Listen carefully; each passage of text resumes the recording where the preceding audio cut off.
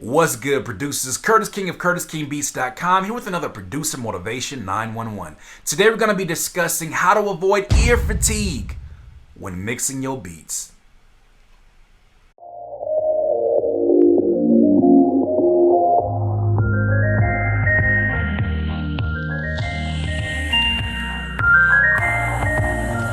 Producers, maybe you've heard of the term once or twice, or maybe you've never heard of it before. Ear fatigue is real.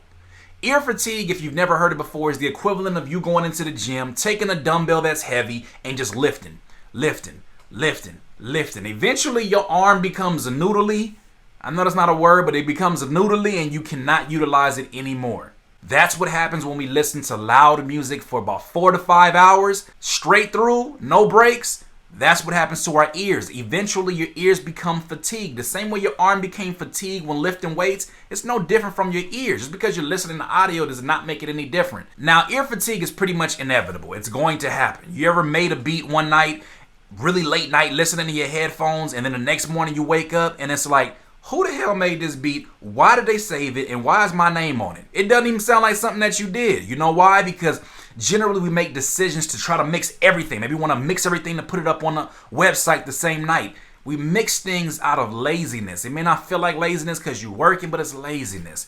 You have to take your time, break your beats down, listen to them a day after before you upload them. You have to really give it some time. Somebody actually left a comment a few days ago saying, man, I hate my beats. I hate the way they sound. And I really would challenge them to see how much time are you spending mixing, and are you giving it way too much time? Are you sitting there looping the beat over and over again until something amazing happens, or until you're just okay with it? So today, I want to give you ways not to cure ear fatigue, because it's going to happen, but ways that you can combat it and give yourself a little bit more of a fighting chance. First things first, stop mixing your beats at loud volumes. When you mix your beats at loud volumes, everything sounds good. Everything sounds blaring out them speakers, and you think everything sounds miraculous, but it doesn't. That's numero uno. I would go like -6 dB, -5 dB. You just want to mix at a low volume, and then from time to time, turn it up loud just to kind of hear different things, like your low ends, like your melodies, like your whatever you need to hear, then turn it up. But you'll be surprised about how many things you can hear when you're mixing very low. So that's for starters. Secondly, make sure you're using studio monitors instead of headphones. Now, some of us don't have a choice. When I was making beats in my apartment, I really didn't have a choice. I couldn't play my speakers too loud. But if you do have the opportunity or do have studio monitors, it is highly suggested you go that route. And if you're going to mix in your headphones, make sure you're also mixing at a lower volume, because that speeds up the ear fatigue process. That's the equivalent of jumping on one of them Stairmasters and going at the fastest speed with the most resistance. You're having the same issues going on. The next one, have a set time that you're going to work on the particular mix of a beat. So if you're going to give yourself 2 hours to mix this beat, cool. You don't have to finish it. Just give yourself 2 hours to mix that beat. And if you don't finish in that 2 hours, well, wait a few hours and come back. Or wait till the next day when you have fresh ears and then go in on the mix again.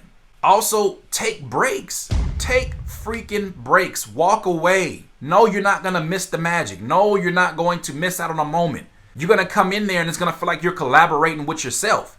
Give yourself time. Walk away. Go outside. Go somewhere where there's not a whole lot of noise. Hopefully it ain't a whole lot of noise outside for you, but walk outside. Walk your dog. Do something that doesn't require your ears to be strained, and then come back. I say every 45 minutes to an hour, get yourself up, walk out the room, and don't sit in there exerting your ears like that. The next thing, when you take care of your body, you take care of your mind.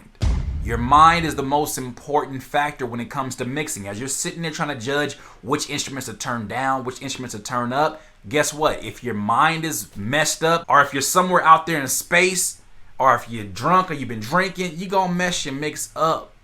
And it's very important to have a great body and mind connection. How do you do that? You got to eat good. You gotta not eat junk when you're trying to mix. You gotta make sure that you're drinking water. You're staying heavily hydrated. You have to make sure that you have these things that fill you up so that you're able to be alert. Try to avoid the Red Bulls. Avoid the Monsters. I understand sometimes it's crunch time and you gotta do it. I've been there and I've done it.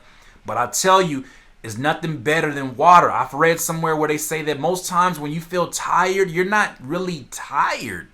You're just dehydrated. And your body is literally running off fumes. Water is the fuel of your body. Hydrate yourself. So these are my very practical ways of combating ear fatigue. I would love to hear your ways. Please leave a comment below. Like, subscribe. Once again, this has been another Producer Motivation 911, Curtis King of CurtisKingBeats.com.